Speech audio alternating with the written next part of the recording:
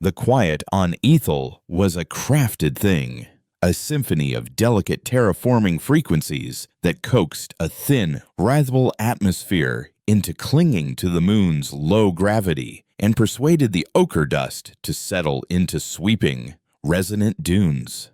Kalen had come here for that quiet, not the sterile, imposed silence of his past, but a living quiet filled with the whisper of solar wind over silicon ridges and the subsonic hum of the moisture condensers that kept the colony alive. He was a sound sculptor, a mender of broken melodies, and his hands, long and scarred from the neural interfaces he'd torn out years ago, were currently coaxing a sliver of resonant crystal into vibrating at the precise frequency of solace.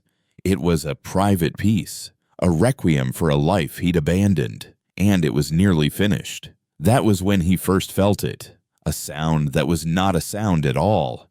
It was a null note, a patch of absolute acoustic void that had opened up in the black expanse beyond Ethel's sky. The background hiss of cosmic radiation, the faint, orderly chatter of orbital relays, the distant thrum of freighter drives, all of it seemed to bend around this pocket of nothing, like water flowing around a stone. Kalen dropped his tools. The crystal clattering to the dusty floor of his workshop. The feeling was a dissonant chord struck deep in his bones, a memory of the chorus he had spent a decade trying to forget. The chorus believed that silence was a canvas upon which to impose their perfect, unwavering song, a galaxy-spanning harmony of human expansion and absolute order. To Kalen, who had once been one of their most promising chanters, their song was the most beautiful tyranny ever composed. He had fled to Ethel because here, every person's life was their own messy, unique, and often discordant melody, a chaotic symphony the colonists prized above all else. This new silence was different. It wasn't a canvas, it was an erasure. He stumbled outside, his bare feet sinking into the fine, rust-colored sand. He looked up past the shimmering dome of the colony's atmosphere, searching the star-dusted velvet of space for a sign, but there was nothing to see. Yet, he could feel it, a focused, attentive emptiness that was growing. Listening.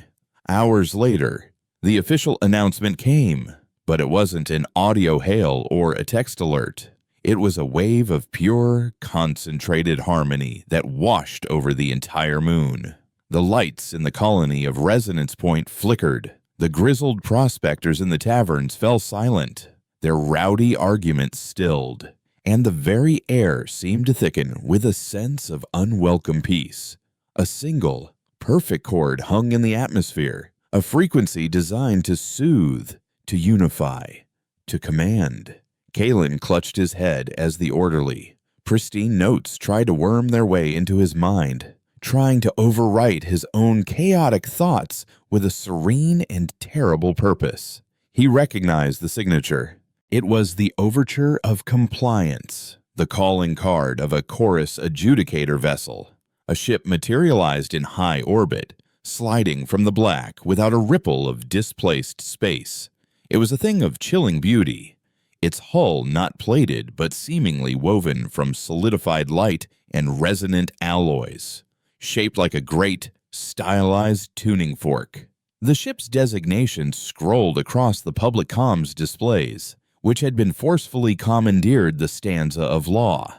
Its mission was simple and absolute: to retune the dissonant colony of Ethel and bring its people back into the grand harmony of the chorus.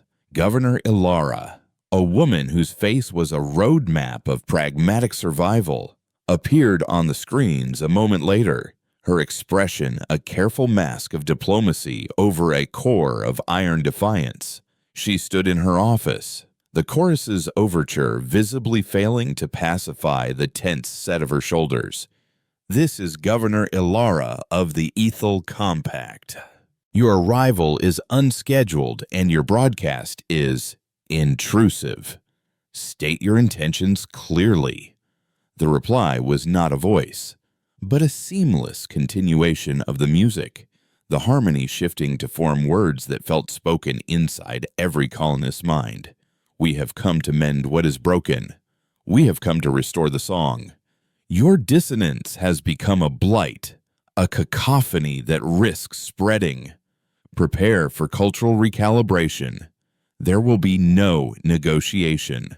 Kalen watched the stanza of law on his own display, a cold dread seeping into him. He knew what recalibration meant.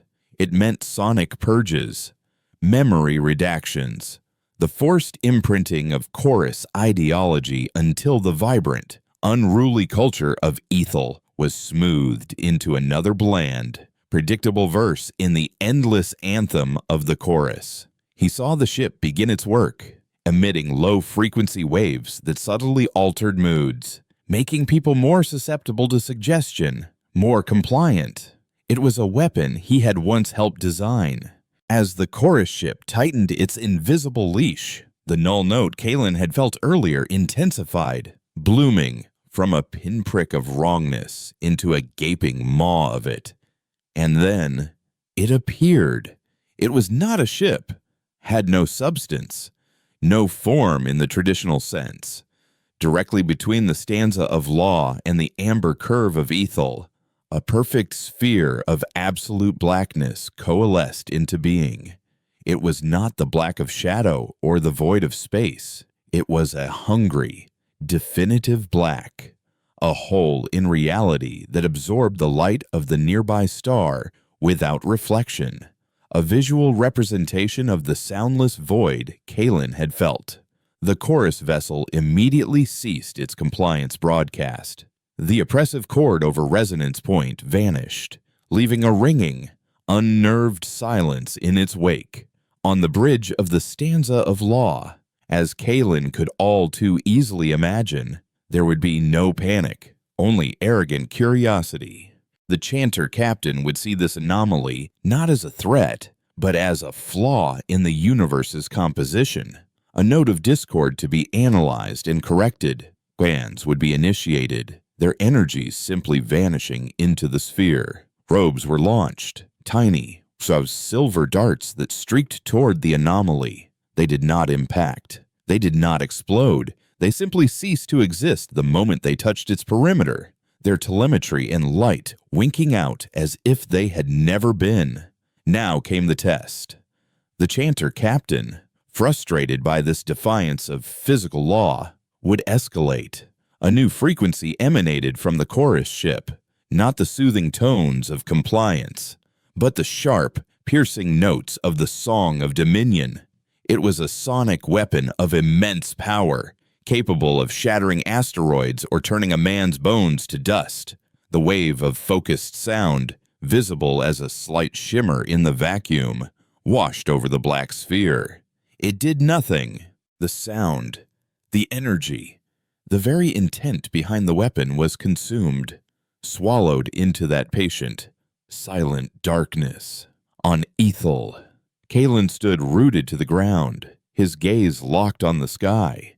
He could feel the exchange, the chorus shouting its singular, arrogant note into the cosmos, and the sphere simply listening, absorbing, judging. He could almost feel the entities, for it had to be an entity contemplation.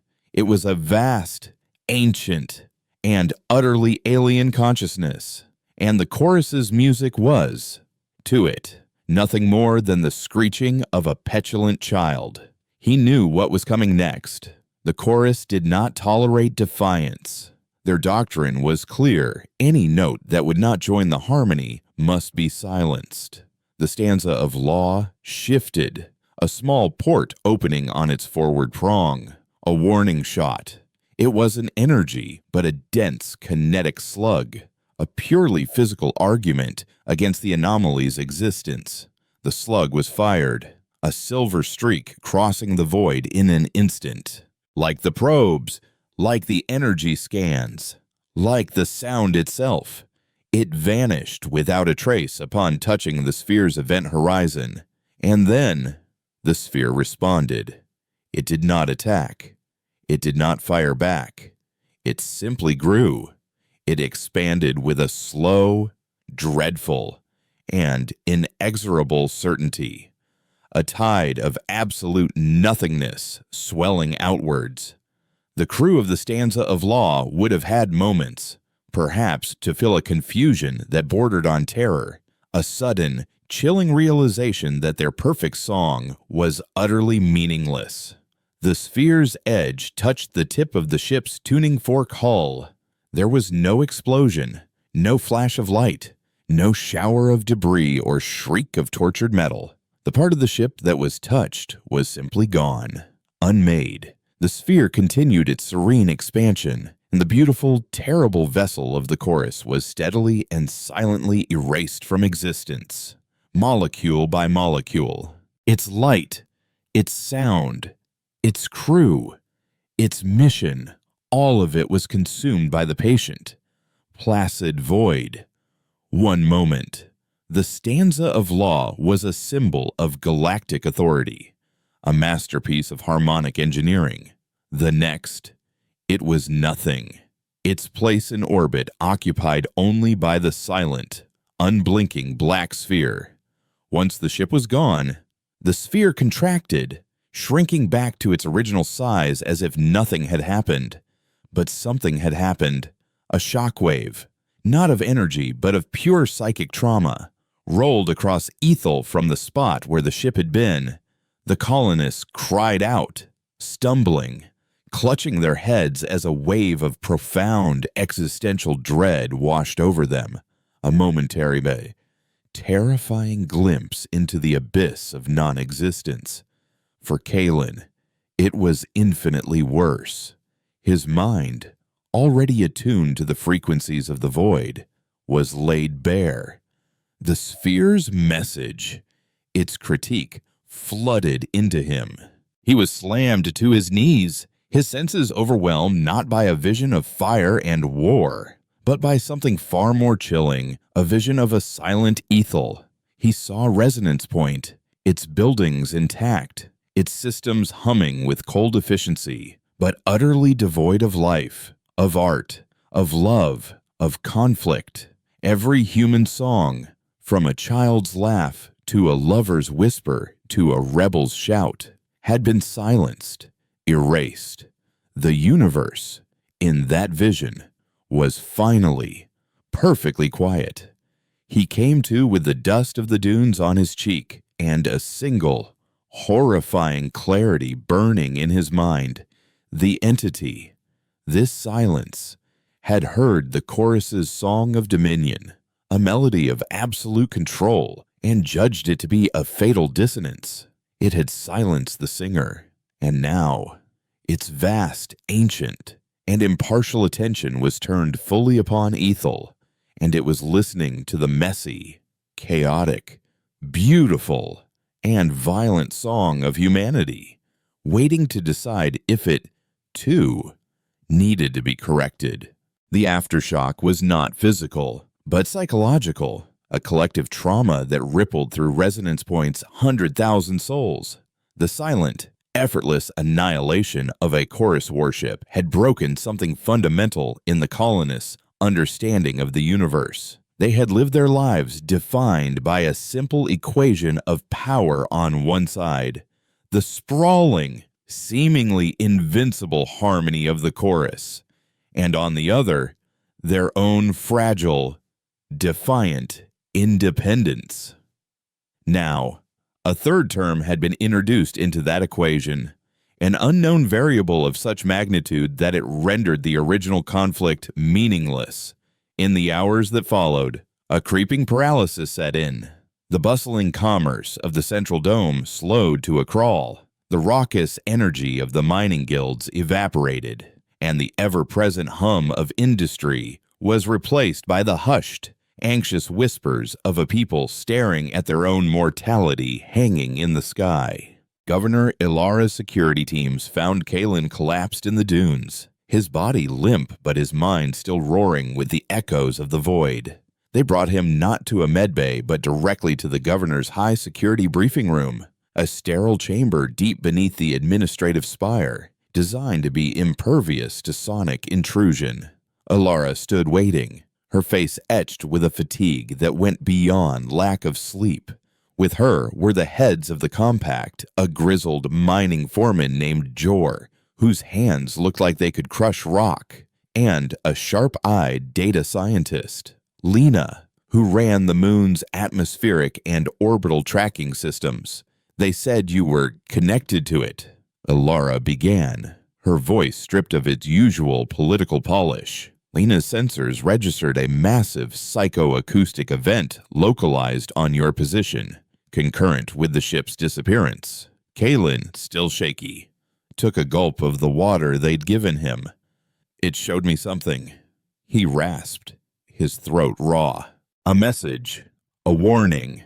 He described the vision of the silent, dead colony, of a world preserved in perfect, lifeless quiet. He tried to explain the entity's nature as he understood it, not a conqueror, but a judge. It had listened to the chorus's song of dominion, a melody built on coercion and the elimination of all other notes, and had deemed it a threat to cosmic balance. It had silenced the singer. So it's on our side, Jor grunted, a hopeful, dangerous glimmer in his eyes. It took out the chorus for us. Kalen shook his head vehemently. No, you don't understand that it's not on any side. It heard a sound it didn't like and stopped it. Now it's listening to us, to everything. Our arguments, our machines, our music, our heartbeats. It's listening to the entire song of Ethel. And if it hears the same fatal dissonance, the sound of one group forcing its will upon another, it will stop us, too. Lena, who had been silently processing data on a holographic interface, looked up. The anomaly remains in stable geostationary orbit. It emits no energy, no radiation, no anything. It is a perfect data sync. But since the event, I have detected fluctuations, micrometric shifts in its diameter, almost imperceptible. They seem to be correlated with high-amplitude sonic events on the surface. She brought up a complex waveform graph, a rock slide in the northern Graben, a bar fight in the lower district, the emergency sirens we sounded after the chorus ship vanished. Each event corresponds to a fractional expansion of the sphere. It's as if loud, chaotic noises feed it, or perhaps agitate it.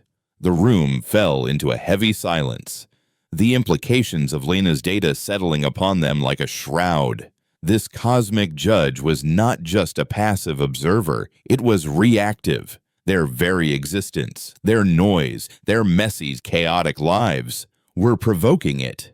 The fear that had been simmering in Resonance Point now had a focus, and it began to boil over. In the days that followed, a new philosophy began to spread, born of terror and a desperate need for answers. It started in the quiet corners of the colony, in meditation halls and whispered conversations, but it soon found a voice. That voice belonged to a man named Silas, a former terraforming engineer who had always spoken of the moon's delicate, artificial harmony with a religious reverence. He was a charismatic man with eyes that seemed to hold the stillness of the void itself. He began to preach on public comms channels and in crowded plazas, his voice a calm, hypnotic baritone against the backdrop of rising panic.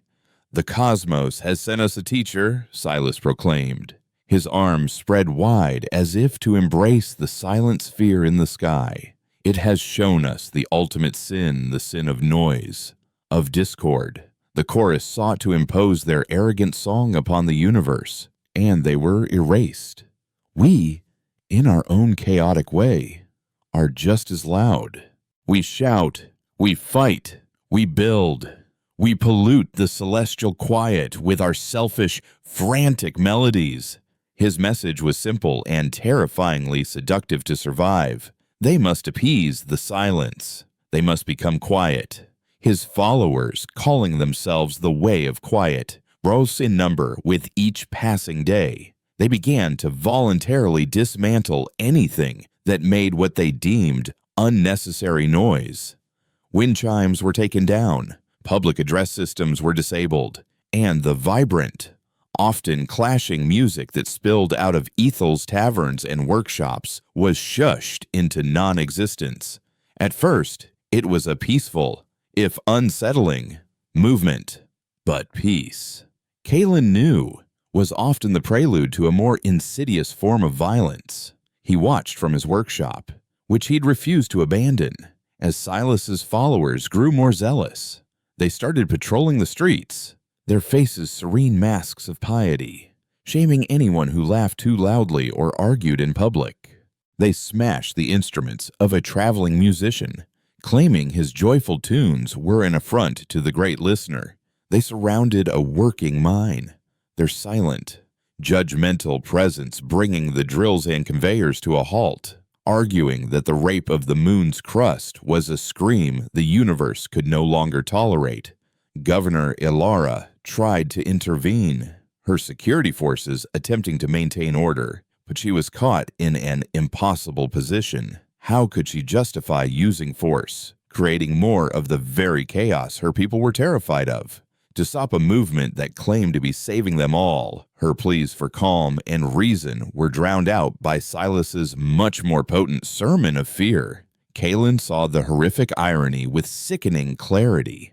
In their terror of being judged as the chorus was, the people of Ethel were willingly adopting the chorus's core tenet, the suppression of any note that did not fit their prescribed harmony. They were composing a new song of dominion, not with sonic weapons and broadcasts, but with social pressure and the chilling power of sanctimonious silence. He knew he had to act. He couldn't let his new home become a hollow echo of the tyranny he'd escaped. He went to Ilara, finding her in her office, poring over riot reports and dwindling productivity charts. "You have to stop him," Kalen said without preamble. "Silas is leading this colony into a different kind of death." "And do what?" Kalen Ilara shot back, her voice frayed. "Declare laughter illegal, arrest people for praying too quietly. He hasn't broken any laws. Not really. He's just convinced everyone that the only way to live is to stop living. He's wrong," Kalen insisted. "I felt the silence's mind. It didn't destroy the chorus because they were loud. It destroyed them because their song was about control, about making everything else silent, so theirs was the only voice. Silas is doing the same thing. He's building a choir of fear. That is the dissonance the silence will judge. The opportunity to make his case came unexpectedly. Silas announced that the Way of Quiet would hold a great attunement, a ceremony in the main plaza to purge the city of its most offensive sonic artifacts. They would publicly destroy data slates containing pre-chorus music, melt down old industrial tools, and burn books of poetry deemed too passionate, all as a grand offering to the entity in the sky. It was a cultural purge, a book burning for a god of nothingness, and Kalen knew it would be a point of no return. As Silas's followers began piling a pyre of cultural treasures in the center of Resonance Point, Kalen walked into the plaza alone. He carried nothing but a small, intricately carved crystal, the requiem he had been working on when the silence first arrived. He walked past the silent, staring zealots and stood before Silas, who was about to cast the first artifact, a child's antique music box, into the pile. "You've misunderstood the lesson," Kalen's voice rang out, clear and steady in the tense quiet. It felt unnaturally loud. Silas turned, his serene expression tightening almost imperceptibly. "Brother Kalen, the one who claims to have heard the teacher's voice, do not interfere with our atonement. Your noise is blasphemy. The blasphemy is this." Kalen gestured to the pyre. "You think the silence wants nothing, an empty stage. You're wrong. It's not an absence, it's a listener. It's waiting for a song worth hearing. You're not offering it quiet. You're offering it the melody of fear, of suppression. It is the same arrogant note the chorus sang, just in a different key. He held up the crystal. It was tuned to the frequency of solace, of grief, but also of memory and love. It was the most honest sound he knew how to make. Our pain, our joy, our mistakes, our struggles, that is our song. It's often messy and dissonant, but it's honest. And it's ours. To erase it is the very act of dominion the silence came here to destroy. A murmur went through the crowd. He had planted a seed of doubt. Silas, seeing his authority challenged, raised his hand to signal his followers. He is a heretic, a speaker of noise. He would have us all erased for his sentimentality. But before they could move, a change occurred in the sky. The black sphere, which had been a flat, featureless circle of black, seemed to deepen. The null field it projected intensified, and for a moment, the ambient hum of the city's life support systems seemed to dip, the lights flickering. On the edge of their senses, everyone in the plaza felt a cold, pressing weight, the feeling of an immense attention focusing directly upon them. Lena's voice crackled in Kalen's hidden earpiece, a line Alara had insisted he keep open. "Kalen, get out of there. The sphere is expanding, the wave of conflict, the emotional broadcast of the standoff. It's reacting to the tension itself." The silence was listening to their argument. It was hearing two competing melodies, from Ethel Silas's hymn of fearful conformity and Kalen's anthem of flawed, chaotic truth. And it was about to render its judgment. The air in the plaza grew thin and cold, not a physical change, but a psychic one, as if the sphere's focused attention was drawing all the warmth and energy from the space. The crowd, caught between Silas's righteous certainty and Kalen's desperate plea, was a sea of pale, frozen faces. They were too terrified to flee, too terrified to make a sound. The sphere's expansion was slow, a patient, cosmic inhalation, and every colonist felt it in their gut, a feeling of being scrutinized, measured, and found wanting. Silas's serene mask finally cracked, his eyes widening not with fear, but with the terrifying conviction of a martyr. He saw the sphere's reaction as divine confirmation. "You see," he cried, his voice a sharp, jagged thing in the strained silence. "The teacher is angered. This dissenter's noise, our very conflict, is the poison. It must be purged." He pointed a trembling finger at Kalen. "Silence him for the sake of Ethel. Restore the quiet." His most devout followers, their faces grimly resolute, began to advance on Kalen. They moved with a shared, silent purpose, becoming the very instrument of suppression that Kalen had warned against.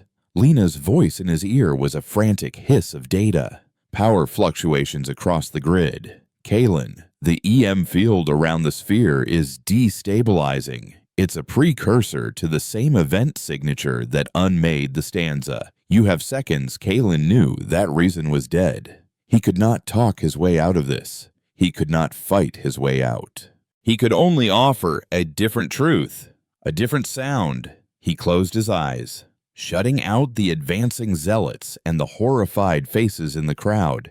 He lifted the resonant crystal, the product of his grief and his solitude, and focused his will into it.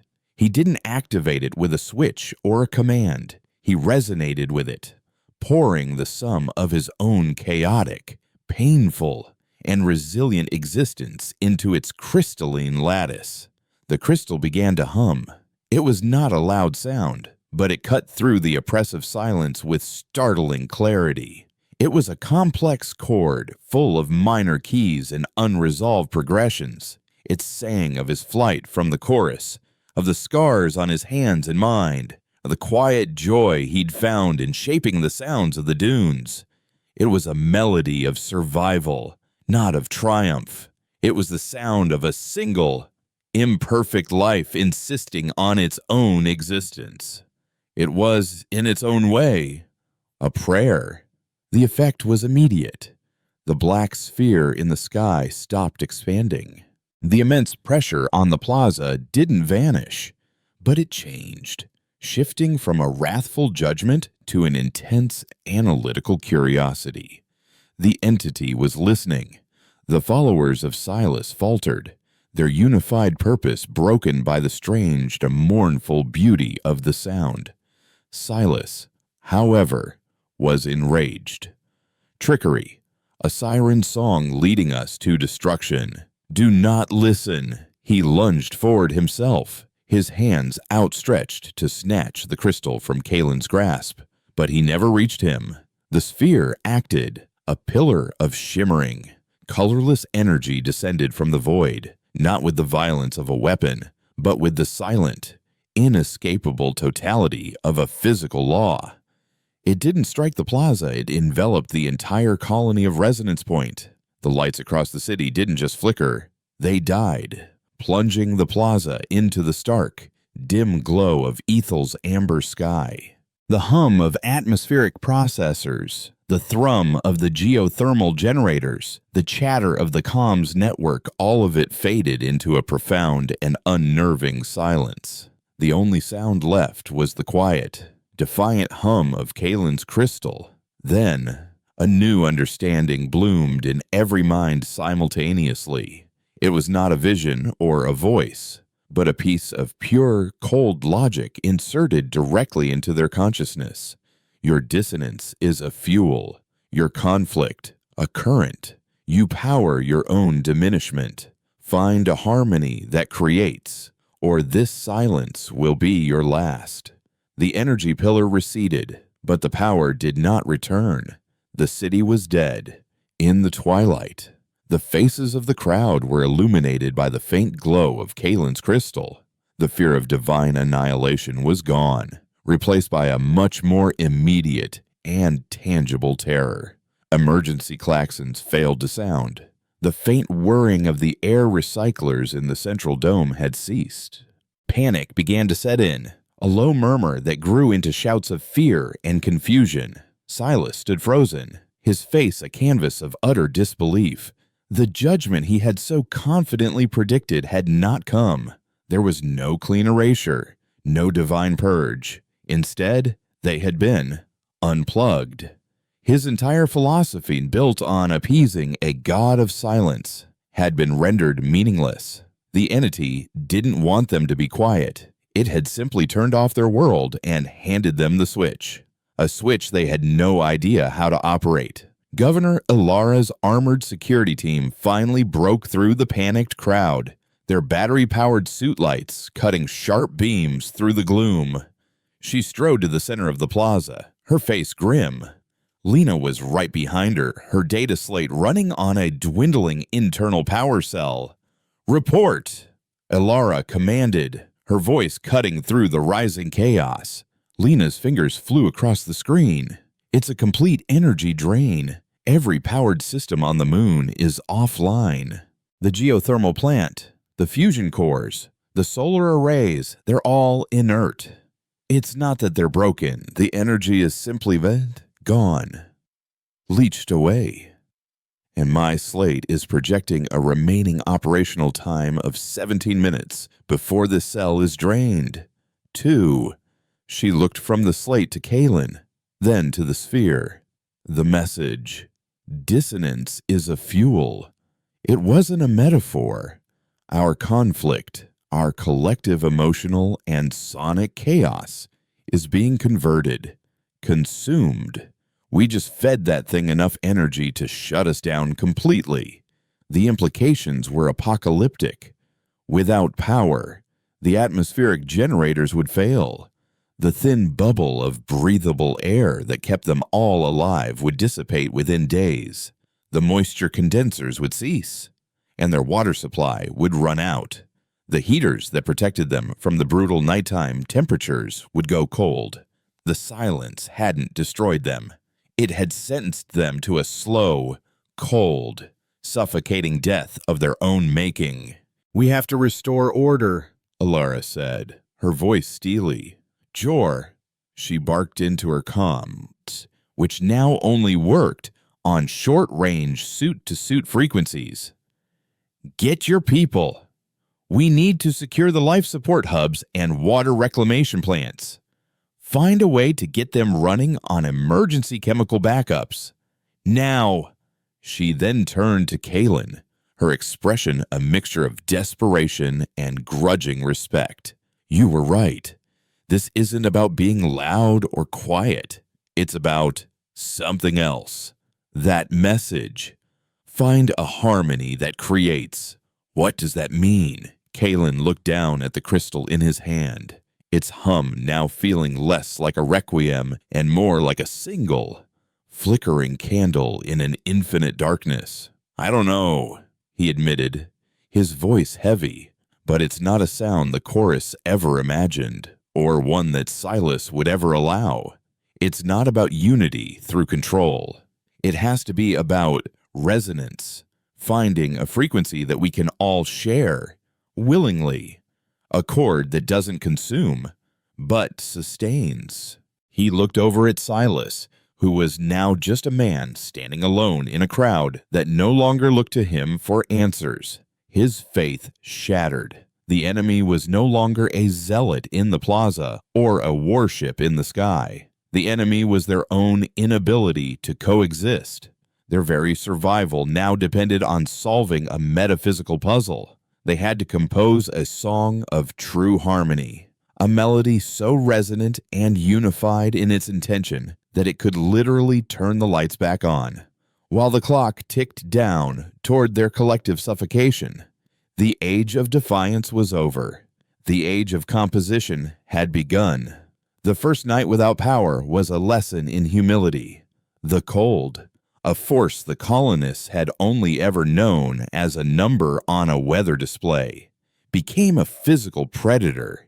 It seeped through insulation, crept under doors, and turned every shared breath into a visible plume of vapor. The silence, once the goal of a terrified cult, now had teeth. It was a hungry, listening quiet, broken only by the shivering of children, the creak of contracting metal, and the distant, sporadic shouts of a society beginning to fray at the edges. Alara's leadership was the only thing holding Resonance Point together. She was a whirlwind of pragmatic energy, moving from hub to hub, her face lit by the cold, efficient beam of her suit light. With Jor and his mining crews, she managed to activate the emergency chemical generators for the central atmospheric dome and the main water reclamation plant. It was a stopgap, a bandage on a mortal wound. The chemical reserves were finite, designed for a localized, short-term breach, not a colony-wide blackout. Lena's most optimistic projection gave them 96 hours before the air became toxic and the water froze solid. The colony had 4 days to compose a miracle. Their first attempt was logical, organized, and utterly futile. Alara, taking the entity's message as a problem of social engineering, orchestrated a colony-wide effort in unified action. At a designated hour, every able-bodied citizen was instructed to perform a single, synchronized task. Miners struck the earth with their picks in a unified rhythm. Technicians tapped out identical diagnostic codes on their dead consoles, and citizens in the central dome chanted a single, steady note, a monotonous hum designed to be the very picture of cooperation. They sought to present the silence with a harmony of pure order. Kaylin stood with Alara on a balcony overlooking the chanting masses in the dome, feeling a deep sense of dread. "This isn't it, Alara," he said, his voice low. "This is the chorus's method, just with a different conductor. It's harmony through compliance. It's a song with no soul." As if to prove his point, the black sphere in the sky remained inert.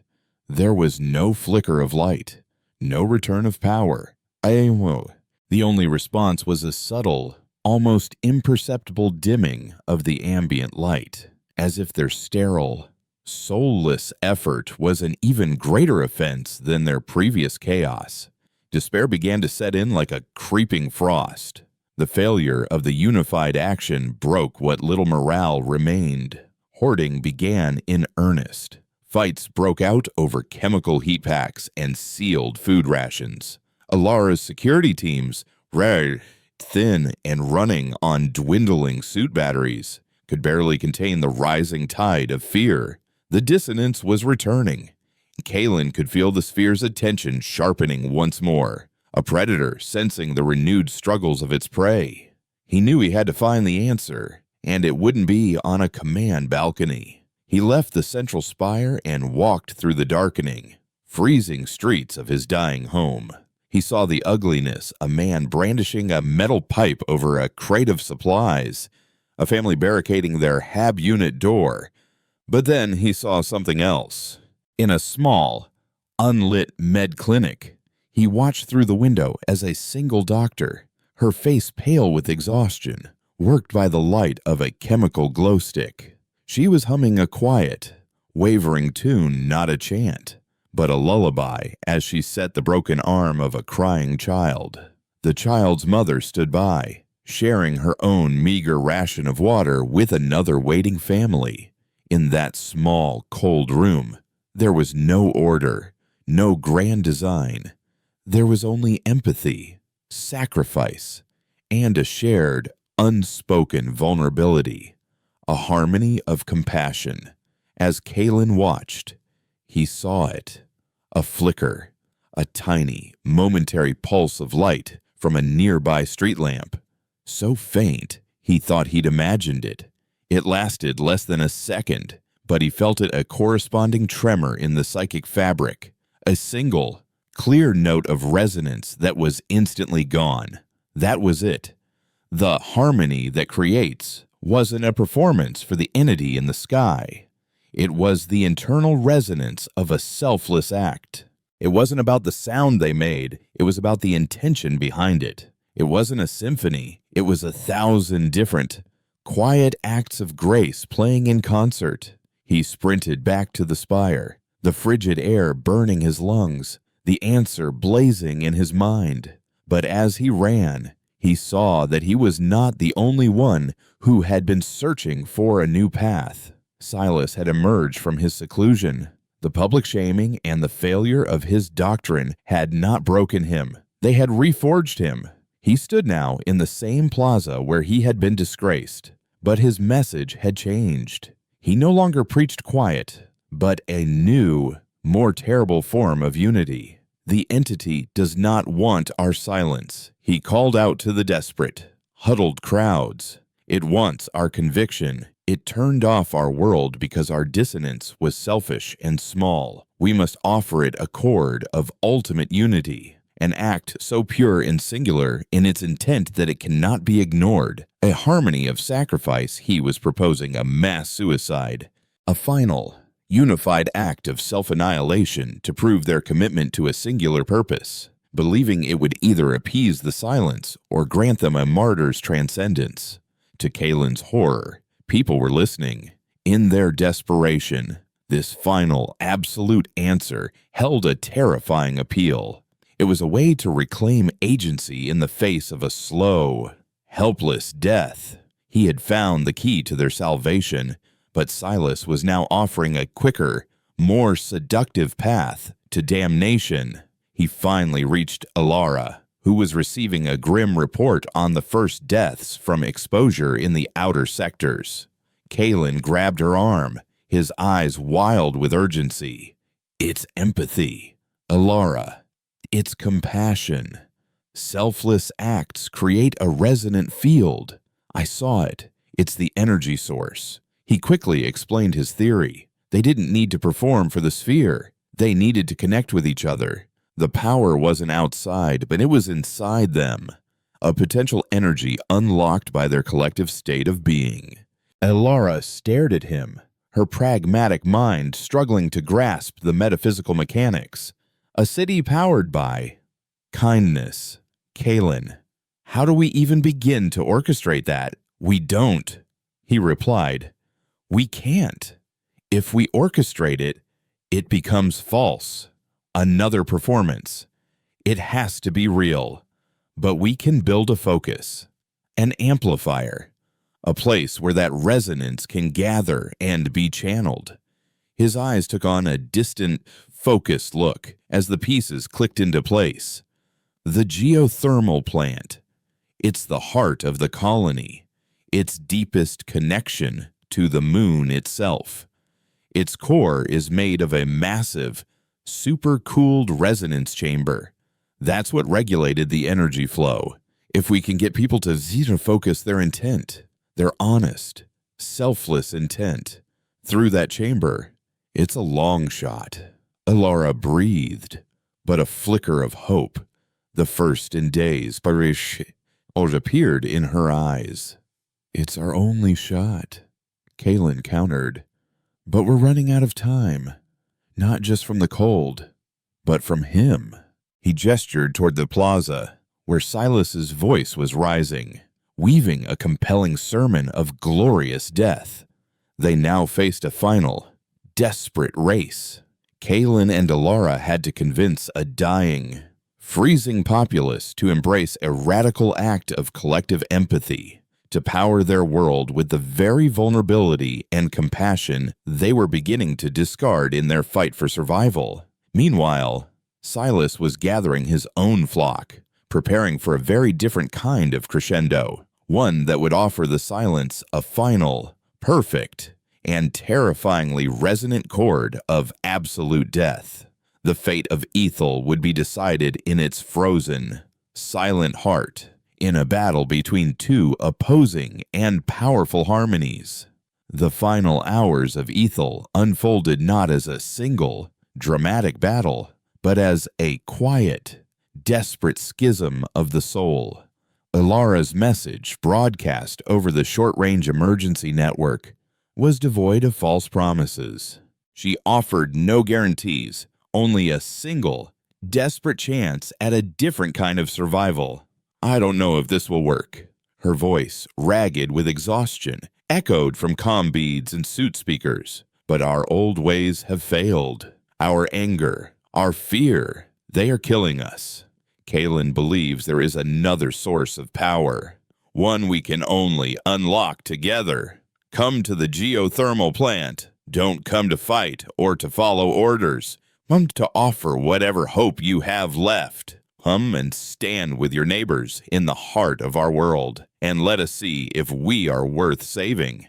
Was a call to faith in each other, a fragile concept in a city on the verge of freezing to death. Across the colony, in the Grand Plaza, Silas offered a competing, far more tangible sermon. His voice, amplified by the plaza's natural acoustics, was a siren song of purpose in the face of meaninglessness. They offer you a slow, cold death clinging to a false hope, he boomed, his figure a stark silhouette against the dying light. They ask you to believe in the flawed, dissonant hearts of your neighbors. I offer you a pure chord, a final, unified act that will echo across the cosmos, a perfect harmony of will that the teacher cannot ignore. Join us. Let our ending be a masterpiece of devotion, not a pathetic whimper in the dark. The colony split. Families argued in hushed, frantic tones. Friends chose opposite paths. One stream of shivering, huddled figures made their way through the darkened streets toward the industrial sector and the looming structure of the geothermal plant. Another, larger stream flowed toward the central plaza, drawn to the magnetic certainty of Silas's final solution. Kaelin stood before the heart of the plant, a colossal, cylindrical resonance chamber that plunged deep into the moon's crust. It was inert, its crystalline matrix cold and dark. Lena was beside him, her face illuminated by the last dregs of her slate's battery, monitoring psychoacoustic background radiation that was, for now, heartbreakingly flat. People began to arrive, not in a rush, but in a slow, hesitant trickle. It was the doctor from the clinic, her hand resting on the shoulder of the boy whose arm she'd set. It was Jor, the mining foreman, who instead of bringing tools had brought a crate of his own emergency rations and was quietly distributing them to newcomers. They were the ones who had seen or felt that flicker of hope, the ones for whom empathy was not a strategy but an instinct. "What do we do?" a young woman asked, her voice trembling. Looking at the monolithic chamber, Kaylin's answer was quiet, almost a whisper against the vast silence. "Don't do anything. Just be. Remember a time you helped someone and it cost you something. Remember a time someone helped you and it saved you. Feel the gratitude that the fear, the love for the people standing next to you. That's the energy. That's the song. Put your hands on the chamber and share it." Tentatively, hands were placed on the cold metal. No chanting began. No ritual was performed. There was only a shared, silent act of reaching, both inward and outward. In the plaza, Silas's ceremony had begun. Thousands stood in perfect, concentric circles, their breathing synchronized, their minds focused on the singular, calming instruction of their leader. They were a choir preparing to sing their final note. The air grew colder still, and the sphere above them seemed to swell, its blackness becoming absolute. It was listening to this immense, focused will to cease, a harmony of oblivion that was pure, simple, and powerful. Lena's slate beeped weakly. "Kaylin, I'm reading 2 massive signatures. The one here is warm. It's complex, chaotic, like 1,000 tiny strings vibrating out of sync. But the one from the plaza, it's a single, perfect, terrifying frequency. It's draining everything. The sphere is... I think it's preparing to grant his wish." At the plant, the chamber remained cold. The resonance of a few hundred souls, however pure, was not enough. Doubt began to creep in. But then, a single voice rose from the crowd. It was the doctor. She began to hum the same simple, wavering lullaby she had hummed for the injured child. It was off-key, fragile, and utterly human. Someone else picked it up. Then another. It wasn't the organized chant Ilara had tried to orchestrate. It was a spontaneous, messy, and profoundly honest sharing of a simple melody of comfort. The crystal matrix within the chamber flickered with a soft, golden light. That faint, warm hum carried on the thin, freezing air, reached the edges of the plaza. For most of Silas's followers, lost in their trance, it was nothing. But for a man standing on the outer ring, holding his young daughter's hand, it was everything. It was the tune his wife used to sing. His focus shattered. He looked down at his child's face, serene and trusting as she prepared to follow him into nothingness, and he saw the monstrousness of his choice. He broke from the circle. "No," he choked out, his voice a raw crack in the perfect silence.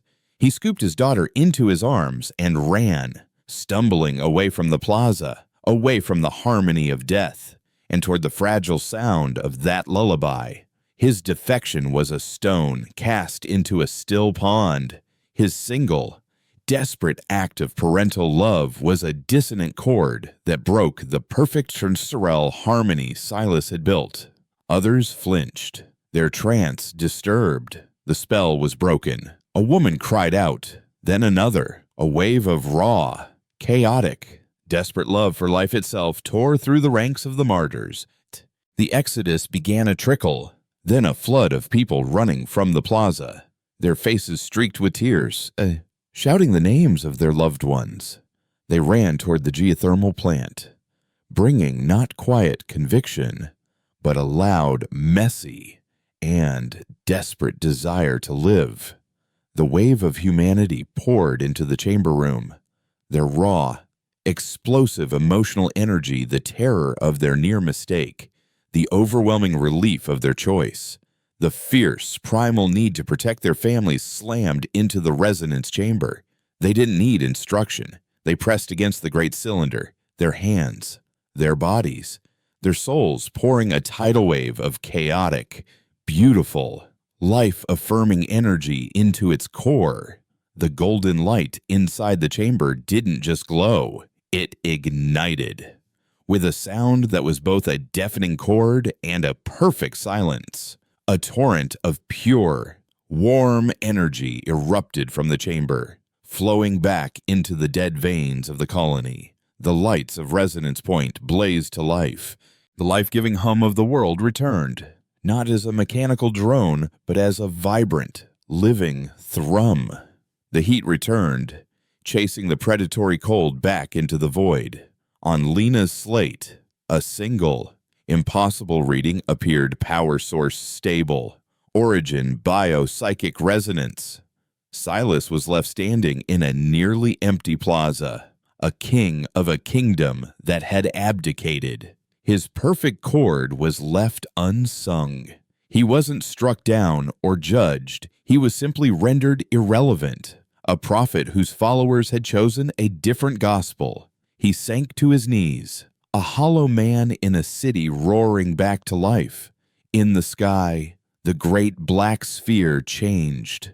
The hungry, absolute blackness softened, bled out, and was replaced by a deep, shimmering indigo, a window into the star fields it had once obscured. It was no longer an eye, but a mirror. It had heard two ultimate songs from humanity, a perfect hymn to oblivion and a messy, chaotic, and beautiful anthem to life. It had seen which one was stronger. The judge had left the courtroom. A teacher now remained in the sky. In the weeks that followed, Ethel was reborn. Their society was rebuilt around a new, fundamental law that compassion was not a virtue but a utility, the very source of their light and heat. Kaylin, no longer a hermit, became a conduit, teaching them how to listen to the resonance of their own community. Alara now governed not by decree, but by fostering connection. And every night, they would look up at the indigo sphere, no longer a harbinger of doom, but a silent, cosmic reminder. They had been asked to create a harmony. They had learned that true harmony was not the absence of dissonance, but the symphony that arose when every individual voice, in all its flawed and fragile beauty, chose to sing together.